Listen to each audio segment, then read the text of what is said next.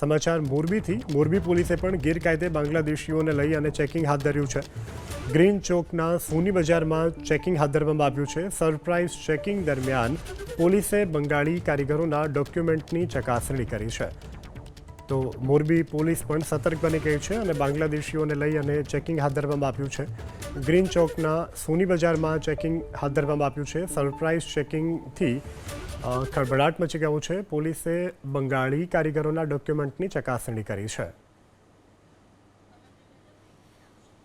તો ભરૂચ હવે વિવિધ વિસ્તારો ત્યારબાદ હવે મોરબીમાં પણ ચેકિંગ કરવામાં આવ્યું છે.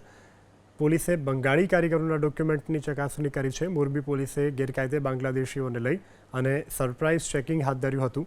હાલ તો પોલીસ તેઓના ડોક્યુમેન્ટની તપાસ કરી રહી છે અને કોઈ શંકાસ્પદ છે કે કેમ તે અંગે પણ તપાસ કરવામાં આવી રહી છે. પોલીસે બંગાળી કારીગરોના ડોક્યુમેન્ટની પણ ચકાસણી કરી છે. ભારત પાકિસ્તાન વચ્ચે અત્યારે તંગદિલીભરી સ્થિતિ છે. આ વચ્ચે ગેરકાયદે રહેતા જે અન્ય દેશના પ્રવાસીઓ છે, અન્ય દેશના નાગરિકો છે, તેની તપાસ થઈ રહી છે.